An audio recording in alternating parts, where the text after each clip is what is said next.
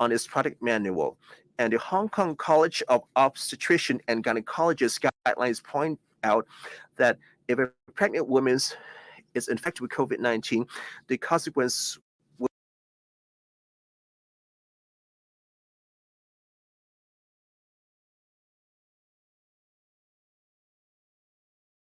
very critical phase, and we will do our utmost and expeditiously control the epidemic. We should avoid cross-family gathering and put our minds together to fight the virus, and in order to defeat the virus. Dr. Chang will update us on the latest situation. Good afternoon. As of yesterday, we had 8,798 confirmed cases. From 752,255 to 84052, 4,212 confirmed by HA directly, 4,586 cases confirmed by our lab, the CHP, confirmed or reconfirmed by the CHP. Among the 4,586 confirmed cases, 19 had LSA 485R strain, 4,334 was suspected to be Omicron, 130 cases because of low volume of virus, it cannot be analyzed, and 3 cases have yet to be analyzed. Reported cases yesterday, 12,290. Among the 8,000 odd cases, 3 of them were imported, the rest are local cases. As of yesterday, about 360 institutions had cases with residents or staff affected. More than 420 inmates, 420 staff and 1,100 inmates had prelim positive or confirmed positive results. 37 institutions had more than 10 cases. So much for me for today. Dr. Lau, would you please brief us on the situation of the hospitals? Good afternoon. There are 4,642 confirmed patients in our public hospital, in Northland Tower Hospital, the Infectious Disease Center, the AWE Community Treatment Facilities. About 1,300 odd patients in Penny's Bay Isolation Facility. About 350 or so in the community isolation facility in Chin Wan Dorset Hotel. Last night, 33 cases were critical and 49 cases were serious. As of 00 this morning, in the past 24 hours, 50 patients infected with COVID-19 passed away, 35 male and 15 female, aged between 52 to 97. Among these 50 patients passed away, only 6 had 2 doses of vaccines, and 2 patients had 1 vaccine dose of vaccine. So altogether, 8 patients had 1 to 2 doses of vaccine. As for the age distribution of patients, those less than 60 or equal, 5. The remaining 45 more than 60 years old, and 31 of them more than 81 years old. As for the younger, they are less than 60. 1 male, 52 years old. He lived in a RCHE and he was immobile. He was unable to communicate. Starting from 2018, he had problems with his brain, had brain surgery. He was chronically ill. A male, 53, another male, age 53. He had cancer spread to different organs. Another male, age 56, lived in a RCHE. He had brain deterioration. Situation was poor. Another male, age 58. He had immuno problems, arthritis, and he was on medication. And the medication caused him a reduction of immunity. And he had stroke a few years ago. He was also chronically ill. And finally, a female, age 60, had a brain tumor, and she was receiving chemo. And so she was susceptible to infection.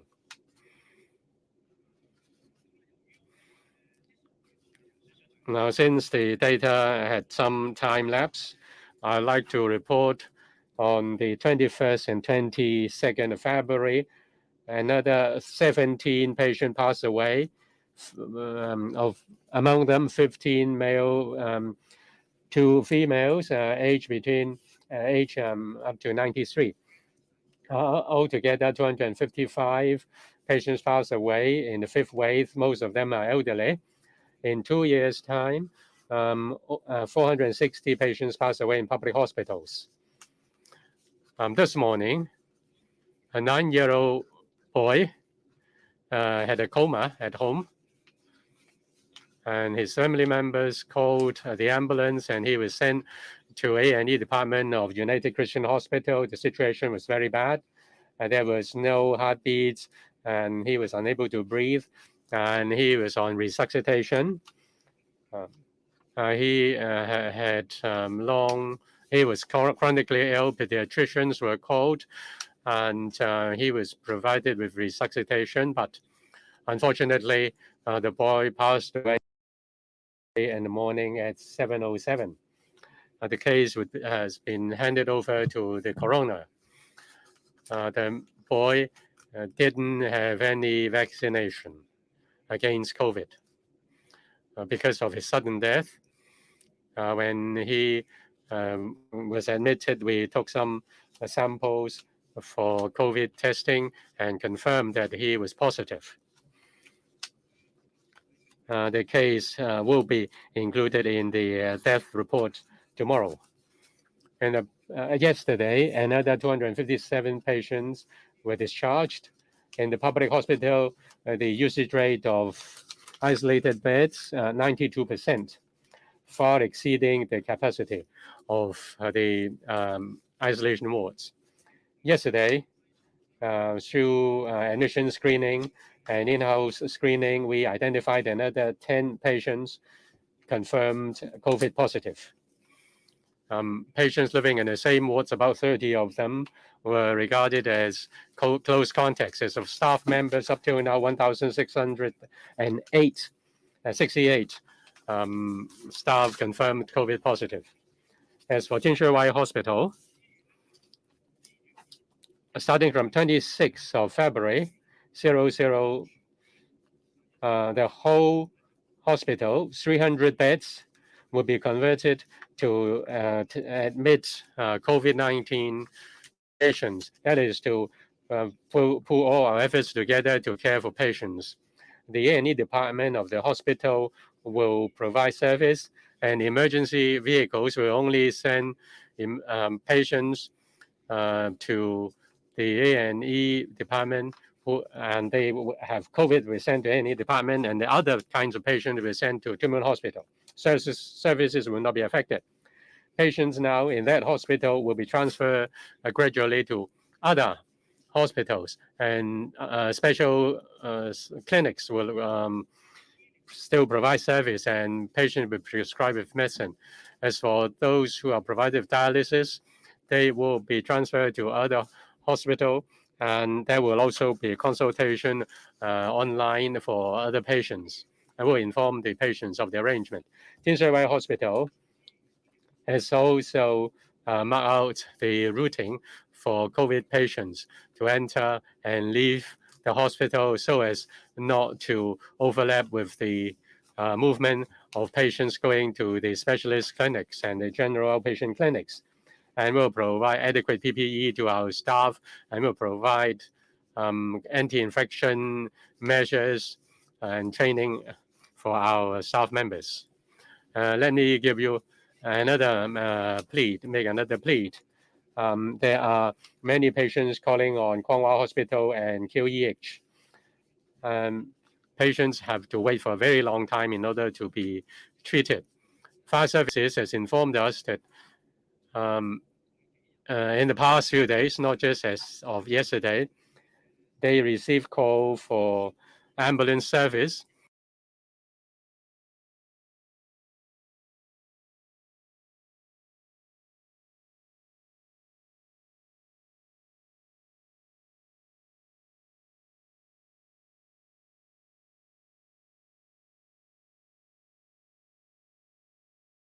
Positive by RAT should conduct further tests by deep throat saliva test. And for those who have mild symptoms or no symptom, they should wait at home patiently.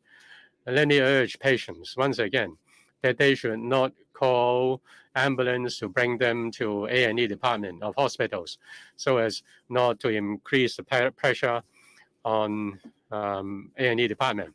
And we have also 9 designated clinics for confirmed COVID patients with moderate symptoms. And confirmed patients with other medical issues can call our support hotline. That is 1-836-115. And finally, on our cooperation with private hospitals on admitting patients. The Baptist Hospital will allocate 12 beds to help receive patients from public hospitals. First, we'll arrange the patients from the Kowloon Central Cluster. And we are now talking with different public hospitals on different cooperation. I believe that there will be other announcements to be made soon. And that's all from me. Thank you, Dr. Lau. It's now the open the floor for questions. And please speak through the microphone and state the media you represent before you speak. This lady? Ming Pao. First, I'd like to follow up on the boy who passed away. What symptoms did he show? Had he visited a doctor or tested? What chronic condition did he had? And what was the preliminary diagnosis? Was he died from COVID or from his chronic condition? And according to the anti-COVID-19 staff bulletin and the doctor's interview, that the confirmed HA employee that for the 7 days from the positive confirmation and as long as they're tested negative on the 7 days after rapid test, they can return to work. And when people make inquiries to see that if he is in breach of the statutory requirement, but he did not get any answers. Why do you have such arrangements? And by law, you're requiring the staff to return to work after 7 days. And is it actually legal? Just now, Dr. Lau mentioned that they have lots of patients waiting at the AED. We heard that there are a huge crowd in the QEH, and some of the patients have been waiting for 7 days at the AE department before being sent to the wards. Is it true? Some of the staff were infected during work, which contribute to this scene. Dr. Lau?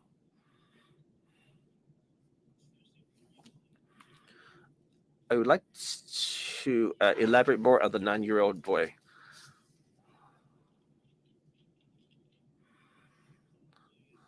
At the age of 2 or 3, he has a genetic condition, and he was confirmed to have some hereditary muscular disease. All of a sudden, he passed out at home, and his family immediately performed a first aid and called an ambulance, and the ambulance performed CPR on him and sent to the United Christian Hospital A department. At the A&E, we called our pediatrician to perform resuscitation on him. Unfortunately, the boy passed away. We know that before admission, checking his medical history, no major disease was noted, and for a sudden passing, we tested him for COVID-19 and came back positive. Therefore, he is an infected case. As for the cause of death,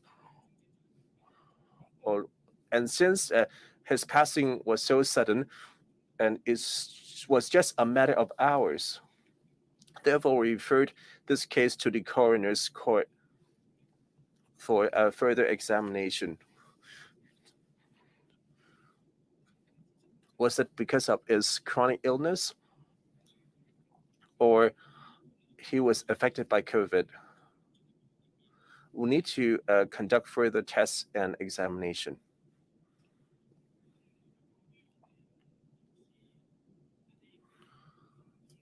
As for the arrangement for our staff, I think the public do understand that the COVID-19 situation is severe and our staff are infected as well.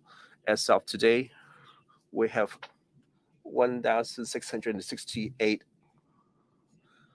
staff infected with COVID-19.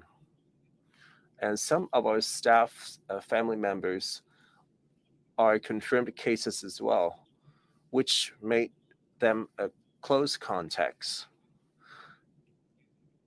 And this will affect our frontline manpower. While everyone is contributing in taking care of the COVID patients, if we can balance the risk of infection and hospital operation needs, at this extreme times, we hope to implement some arrangements to ensure we have adequate manpower to provide the necessary medical services. That for the confirmed staff cases, from the day of sampling to the 7th day, that means the day that PCR test was done. If the report came back positive, that we call it day 0 and we count 7 days. If they take an RAT on the 7th day and came back negative, he or she can inform his or her superior that he or she had done the RAT test and came back negative, and stated his circumstances. Let's say he or she has recovered and is in good health. There's a person in charge who will arrange them to return to their posts. And for staff classified as close contacts, well, since he or she is a close contact, they will need to stay at home for quarantine, and they need to inform the person in charge in his or her department from the day of notification that he is a close contact. From the 7th day onwards, he or she will do another RT test. If it came back negative, he or she can inform his department in charge for returning to work. The expert has analyzed, and we have considered most of our staff. Actually, 98% of our staff are vaccinated. Our infectious control experts had made reference to overseas and local data, and most of the patients by the 7th day, there is no lab trace of the virus. If they test negative on the 7th day through RAT, there should be no detectable virus load. Therefore, we deem them as safe. On this suggestion, we've consulted the CHP, and they agreed the lifting of the quarantine. First, we need to communicate with the staff on when he or she become infected or become a close contact, that his boss definitely will know, as they will be absent from work for the whole period.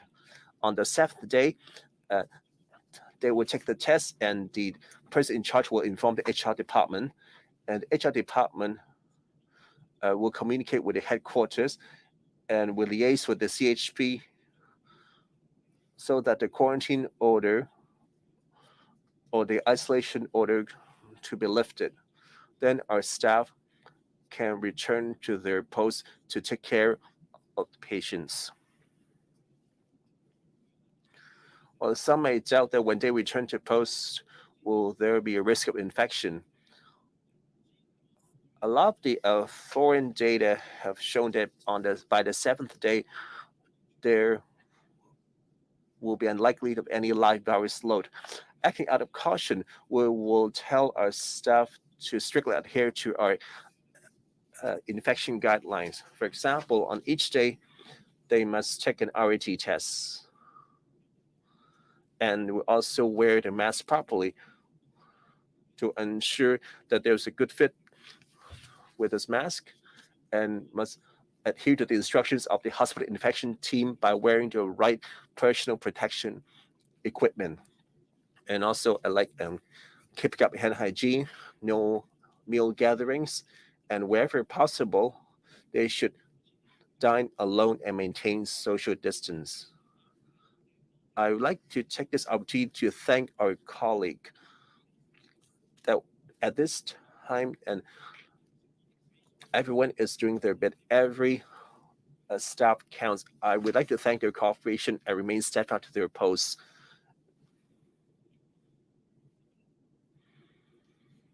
Speaking on the mic. Speaking on the mic.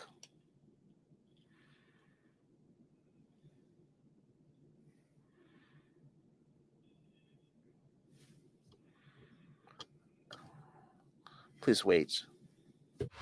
我資料上暫時 I don't have information in hand. Let me give me some time to check. Next question.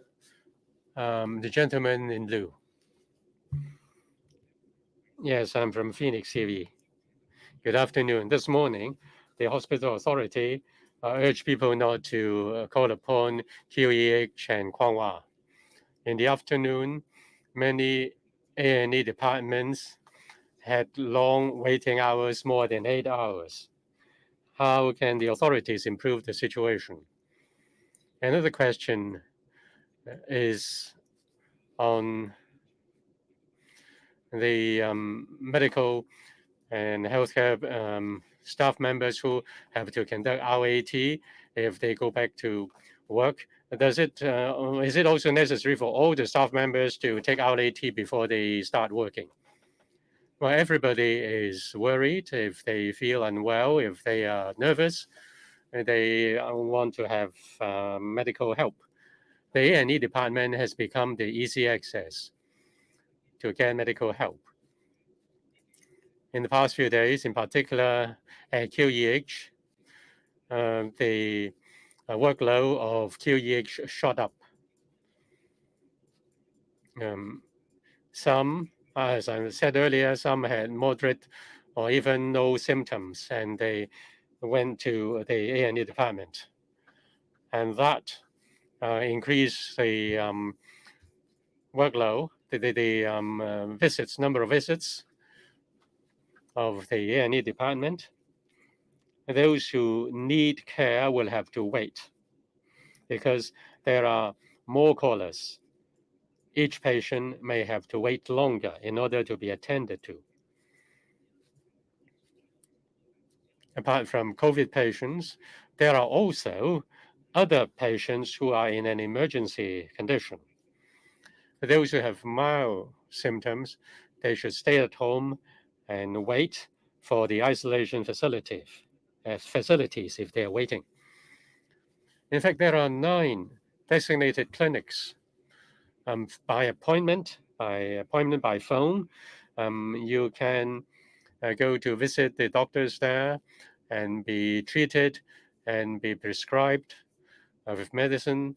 They don't need patients don't need to go to the A&E departments to wait.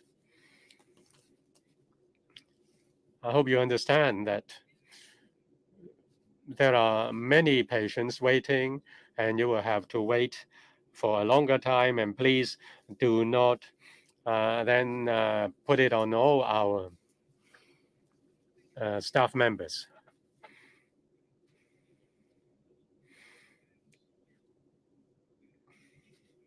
All HA staff members, including those in the front line, in particular those in the front line, they will have to conduct a RAT before they start work to confirm that they are not carrying any virus. The spread in the community of COVID-19 is widespread, and if our colleagues have been infected, we hope that they can be identified early, and we can also isolate our colleagues so that they will not spread the illness to other colleagues or patients. And the next question, the gentleman in suit. I'm from TVB. I want to follow up on a case of a 9-year-old boy. This morning, before the incident, had he any checking or examination, medical examination or tests, and had he been found positive? Another question is in relation to the suggestion of Professor Gabriel Leung. He suggested to increase the vaccination rate of children as soon as possible. Will you therefore consider providing more vaccination points for children? As for relaxation on the mechanism against airlines, so that more people, more Hong Kong people staying overseas can return to Hong Kong, what will be the arrangement? As for the vaccination program, we are very anxious about more vaccination. We see that the vaccination rate of elderly people, in particular in RCHEs, and also vaccination rate of children are low, and we will spend all of it, try various means and channels to facilitate and increase the provision of vaccination to our target groups. As for children, we will increase the number of vaccination points, and we reduce the age eligibility to 3 years old. And for some schools, if they can organize a group of children to receive vaccination, then we will send our outreach team to help. As for arrangements for airlines, the government has a policy, and that is we prevent import of the disease from overseas. And depending on the development of the pandemic, we adjust our measures in respect of flight arrangements. Whether it's based on flight or based on country, we have arrangements. And during the fifth wave, in the early phase of the fifth wave, we monitored the situation, and we felt that we should take more resolute measures in preventing import of the pandemic, and therefore we have make arrangement to stop the flights from some countries. According to record, the patient last night felt tired and had bad appetite, but there was no symptom of upper respiratory tract infection, no cramp, no fever, and he didn't have any record of having contacted COVID patients. He didn't have any screening for COVID before admission. When his situation, the conditions deteriorated, He was provided with first aid, and then when he was brought into hospital, pediatricians were called to provide resuscitation. He had a hereditary disease. He was chronically ill. Unfortunately, he passed away this morning. Sorry, speaker's not coming through. Speaker's not coming through. He's not using the microphone.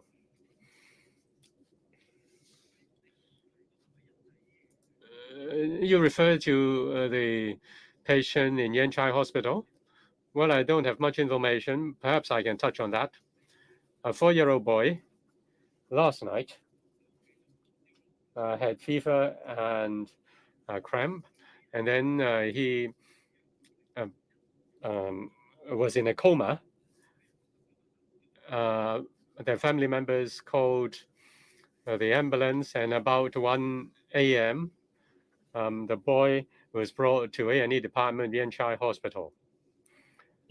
We were told that at home, the boy had RAT tests positive.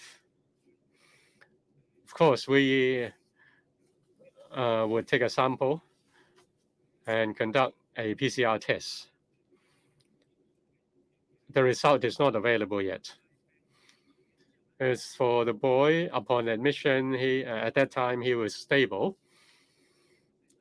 The 4-year-old boy, he didn't have any vaccination record. Let me urge you once again. Children, 3 to 12, elderly people have low vaccination rates. Please take this opportunity to be vaccinated. If you don't have the first dose, try to have the first dose as soon as possible. If you have the first dose, try to have the second and third dose. Next question, the one in front. Bloomberg News. My first question is on the series of children's cases that we've seen in recent weeks. Given that the earliest of them have been sent to the coroners, have any updates? Because we still seeing new cases, and I think parents are probably waiting for an answer on exactly what's happening to these children and what specific symptoms that they should watch out for, especially if it's related to COVID. And my second question is about mass testing. We're just days away from March, and I think the public still haven't had any answers about how the mass testing is going to unfold. Chief Executive Carrie Lam said that the Food and Health Department is being tasked with running the mass testing. So I was wondering if there's been any updates on the planning of the mass testing. Exactly when is it going to start? How exactly it's going to work? And there's been concerns with family separation of children who may be tested positive during the mass testing, but not their parents. So they could be separated if the children are sent to isolation. And also, I think the planned isolation capacity at the moment is somewhere around 50,000 rooms coming from hotels, as well as new isolation facilities being constructed. But Professor Lau Yulong has estimated that as many as 300,000 cases could be discovered during the mass testing. So what exactly do government departments plan to do for the overcapacity if that happens during the mass testing? Thank you. Yeah, about the compulsory universal testing exercise that the Chief Executive has announced just a couple of days ago, we understand that is a very colossal exercise because it involves the entire population of Hong Kong. So as the Chief Executive pointed out, she has appointed a secretary to take the lead on this massive project. And as you can imagine, the logistics of ensuring smooth operation of the entire exercise need very detailed preparation. just in terms of the logistics of making sure all those who are required to have the test done will be tested. And they are tested not only once, but more than once, and the arrangement in between. Apart from that, we also need to prepare all the possible sequential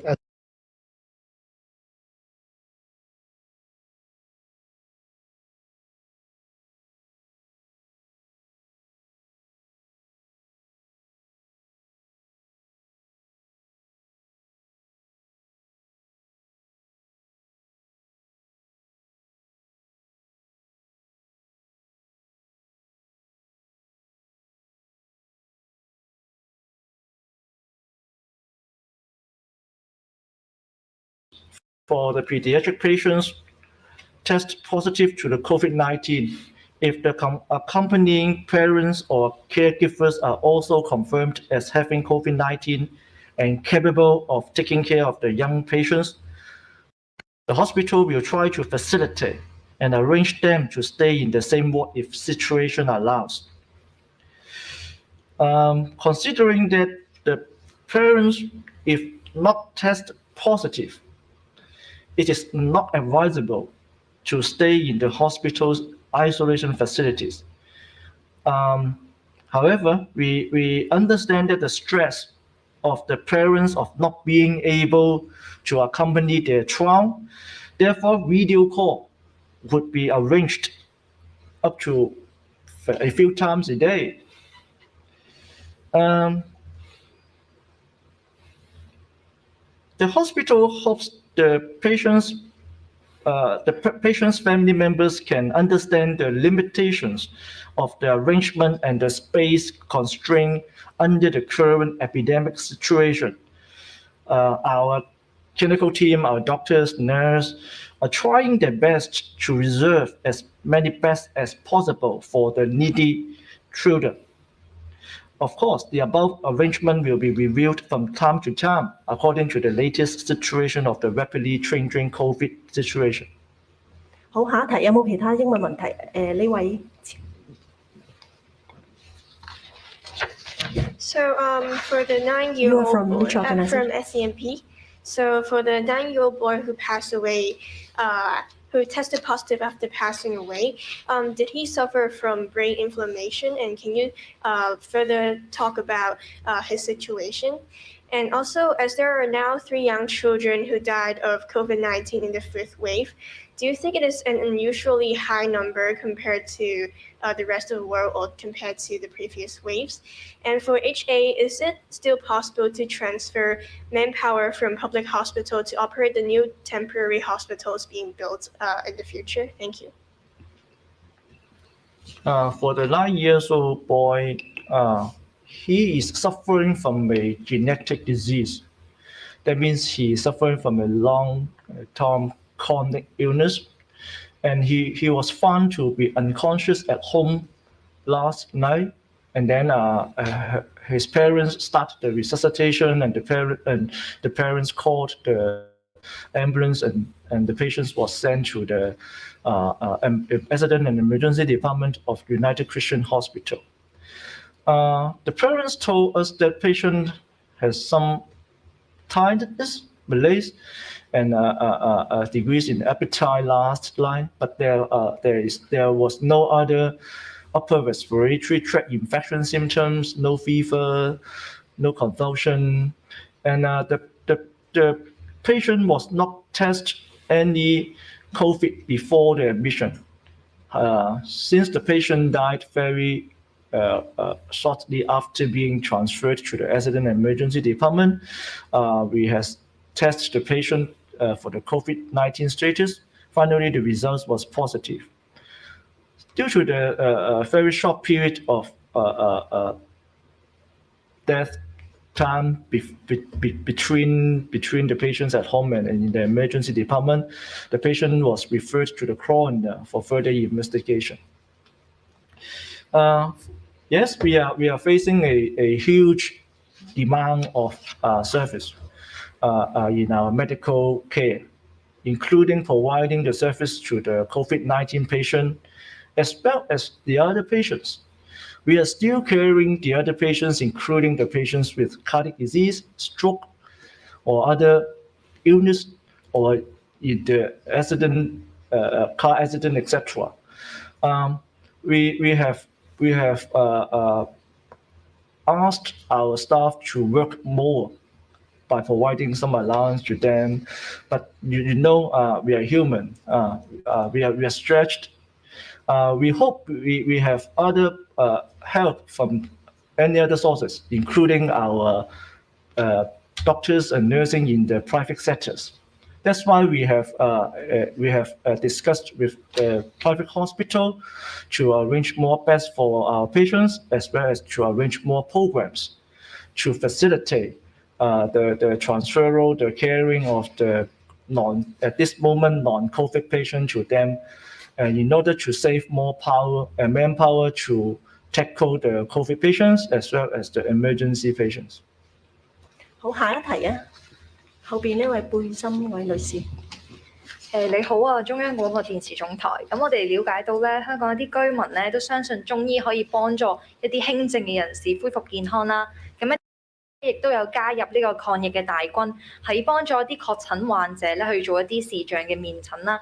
咁就想政府咧對於中醫加入抗疫行動咧，係會有啲咩政策或者措施咧？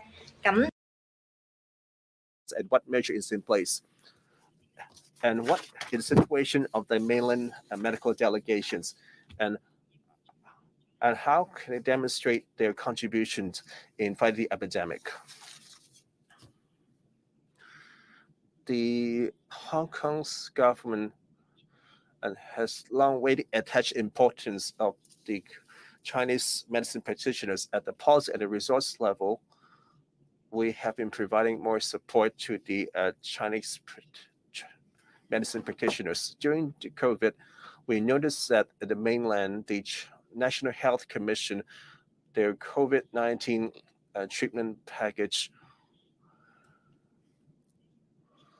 mentions medical observation and light symptoms, and to use some Chinese medicine to treat patients of different conditions. Therefore, we'd like to thank the support of the central government and the support of the Chinese medicine sector for their donations of the Chinese proprietary medicine to the Hong Kong public.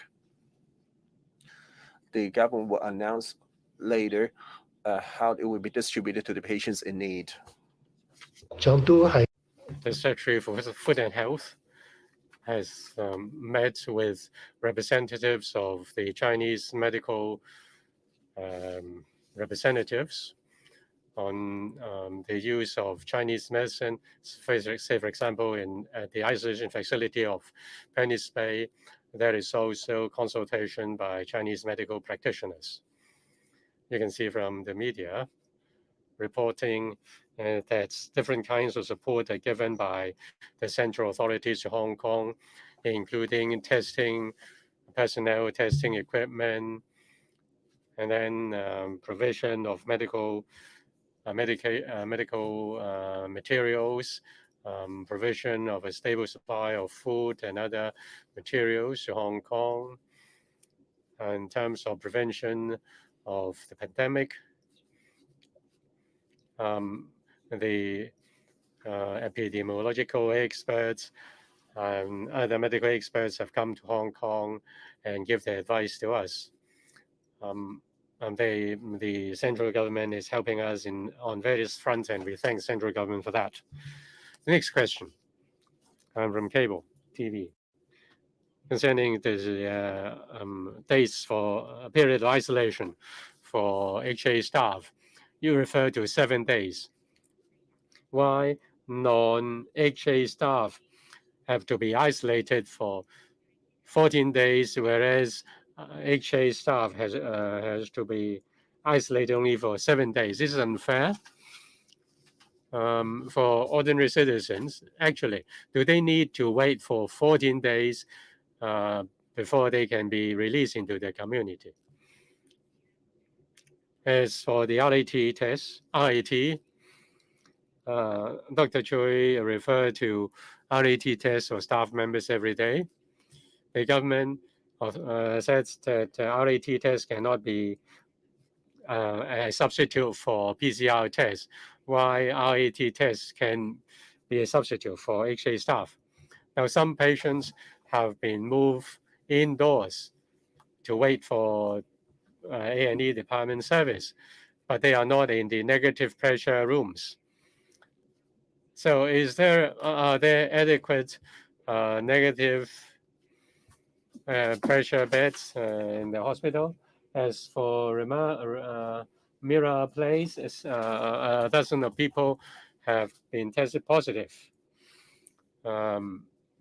Works have not stopped. So is there a gap in terms of preventing the pandemic?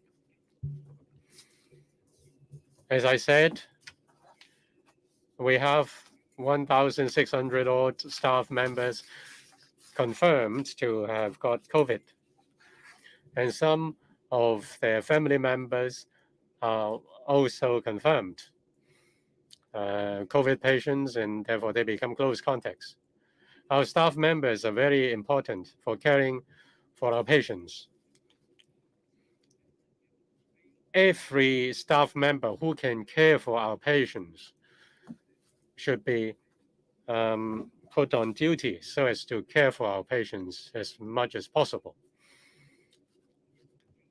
Now, our decision is justified because we are advised by epidemiological experts and other experts, and we also make reference for clinical data, both local and overseas.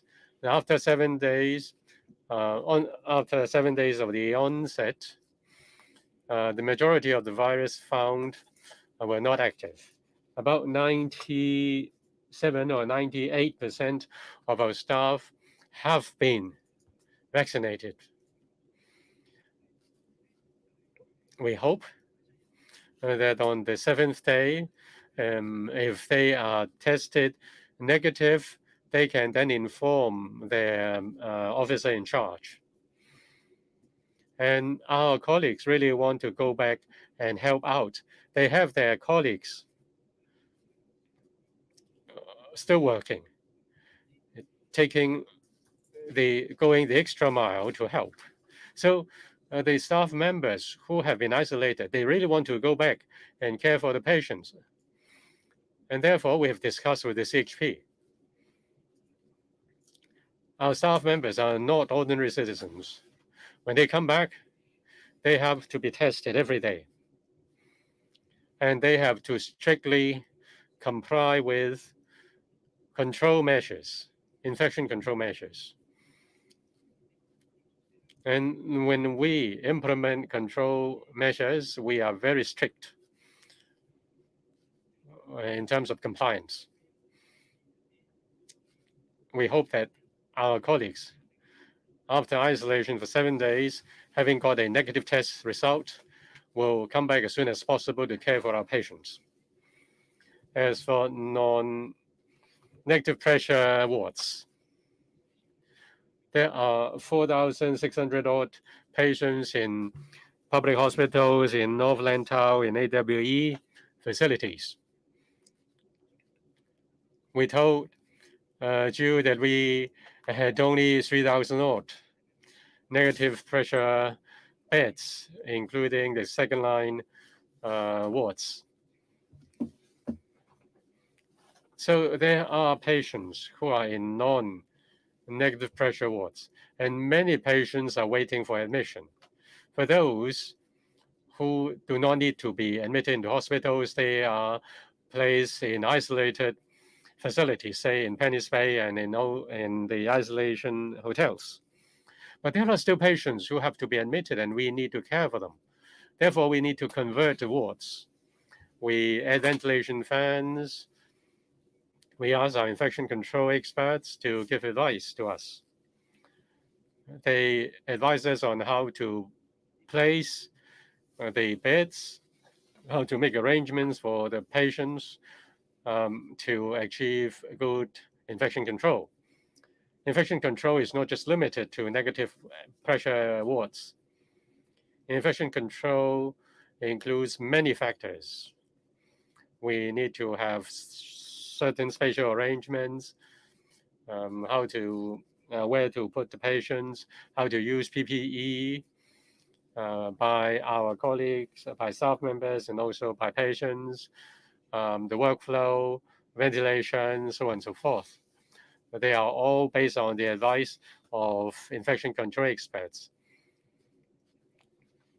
I hope you understand that in the current situation, we are not able to do as much as we had during the first and second wave. At that time, we had more facilities and more resources available.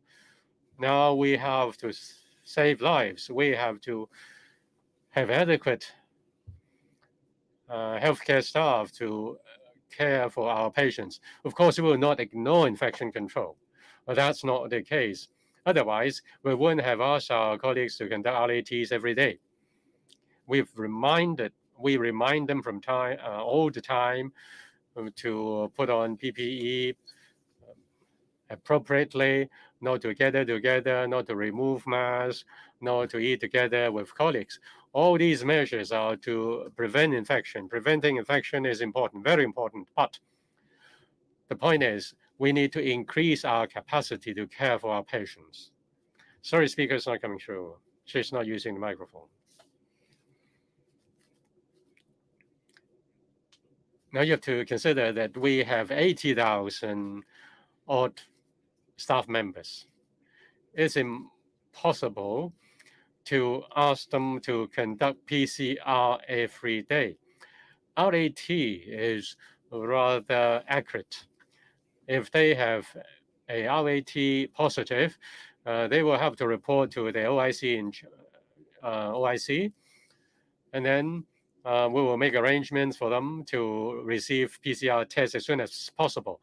We don't just leave it there. We have a whole scheme. After RAT, having got the result, then there will be follow-up. Now, concerning vaccination, for those who have been vaccinated, after 7 days, basically the virus load will be very low. So basically, people need not to wait for 14 days of isolation. Let me answer the question. Let me answer this. This is a special arrangement agreed by Department of Health. The HA will ensure that the employees will stick to the infection control measures and daily testing. For the general public, we are still asking for 14 days of home quarantine. Anything to say about the Mary Place? Nothing to it. All these locations, either around you or your workplaces, you will find many cases around. In the community, there are lots of cases. Therefore, employees should monitor their company and their work environment. If there are lots of cases, they should arrange, well, first, even without cases, they should arrange their staff to work from home. If there is an outbreak, especially for many cases, they should arrange a cleansing and work from home. Last two questions. The gentleman at the back. In media. A question for Undersecretary. The ICSCO yesterday approved the exemption from statutory requirements, allowing the mainland experts to Hong Kong. And for the community isolation facility, upon completion, will there be enough local healthcare personnel to take part? A question for the Department of Health on the Mary Place. Over 20 security guards and cleansing staff tested positive from RAT, and the management claimed there are just 7 confirmed cases.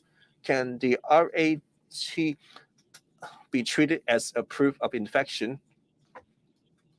If the shopping mall continues to open, and while those quick tested positive stay at work, will you advise the shopping center to be closed?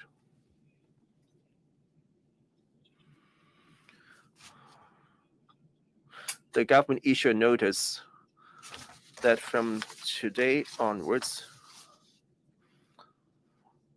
that under Cap 241, the emergency regulation ordinance, that the government enacted the emergency bracket exemption from statutory requirements, bracket COVID-19 regulations. I would like to give you some background.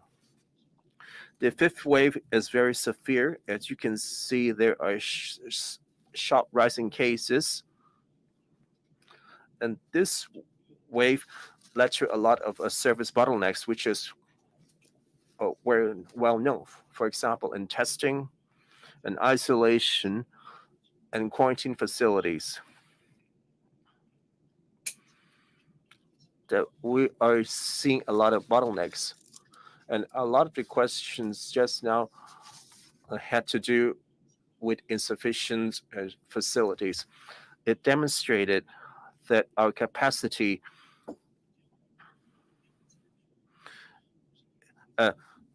is running out and we cannot handle it alone.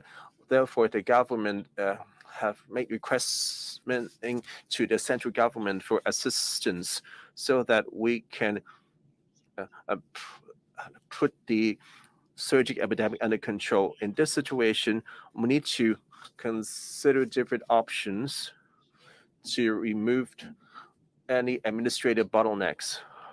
For the hardware, we can build some facilities or import some equipment or any anti-epidemic supplies. Well, there may be some legal obstacles.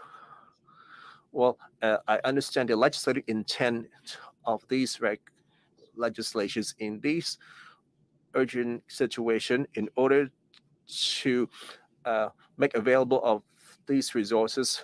We see that it's necessary to remove such legal obstacles. The notice clearly stated that and authorized the Chief Secretary that in order to treat a stipulated disease, which is the COVID-19, to allow personnel and facility and resources that to exempt them from licensing, registration, or application, so that not have to comply with certain requirements like license, authority, approval, exemption, so that the resources can arrive to Hong Kong as quickly as possible in order to prevent, protect against, and delay or controlling the transmission of specified disease.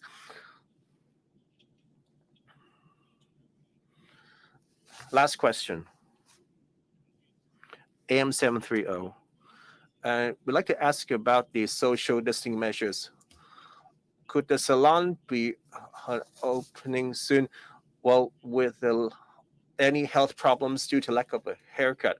For those quarantined at home, if they're unvaccinated, they will need to have health proof to enter these scheduled premises.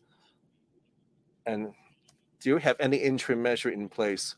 And Dr. Lau, just now you mentioned about the belated death figures. You claimed there were 17. However, this figure doesn't add up. Can you confirm the number and the breakdowns? And for the HA staff, and can they stay at home if they tested a negative on the 7th day? And it will be arranged to take care of confirmed cases or COVID-related work. And there's some clips circulating about the Penny Bay facility that some of the quarantinees were unsatisfied with the arrangement. Do the administration know what's going on and how do you plan to handle it? And Dr. Lau is a psychiatrist yourself. And for those who have been quarantined or isolated many days, and any way to relieve the stress so they can be less nervous. And for the social distancing measures, that from now until April, that the premises ordered to close will not be open. We will only tighten. For example, we are actually tightening the use of masks. So the closure of this premises, that's because at such critical period, we don't want people to gather and do all kind of things indoors. This all should be stopped. But in the penny-based isolation facility, they need to deal with large number of people and all the registration and allocation and the tests. They have all standard operating procedures.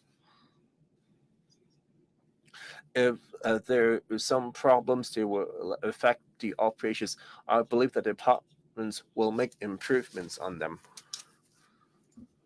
I don't quite understand your question on home quarantine. For the recovered but unvaccinated patients, they will be given an exemption certificate. However, the vaccine pass mandated them to have at least one jab. How can they get the proof to enter such premises as they're not suitable to get the first dose for the time being? I don't quite get your question. Maybe Dr. Lau can answer his part of the question. Maybe I didn't make myself clear. For the time lagged figures on 21 and 22nd, there will be 17, 15 male and 12 male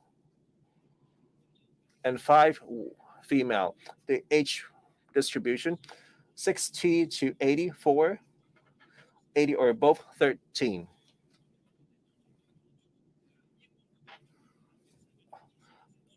The HA at Penny Bay is responsible for manning the medical stations to provide medical support for them. And in view of the rising demand for the hotline, the HA will boost the phone system capacity and add more manpower. If the patients have any medical needs, they can declare it by clicking on the QR code and notify the medical personnel that they need support. For the recovered patients, and within a short time after recovery, they could not get vaccinated for the time being. However, currently do not have proof to enter the premises. The website have outlined the arrangements for recovered patients. They do not need to have the grace period for 6 months. What they do not have such proof, and therefore they can't show proof that they are exempted. I may not able to give you a full answer. For the passive check-in premises, and they can enter these premises when authorized officers ask them, and they can give a reasonable explanation. For the details, we can supplement after the meeting. And thank you.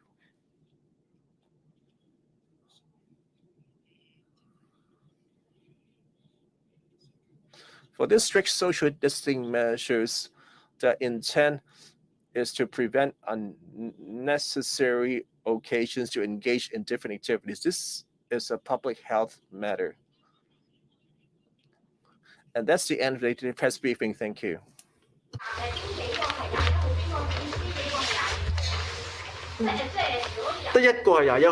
Only one in 21st. The rest were 22nd.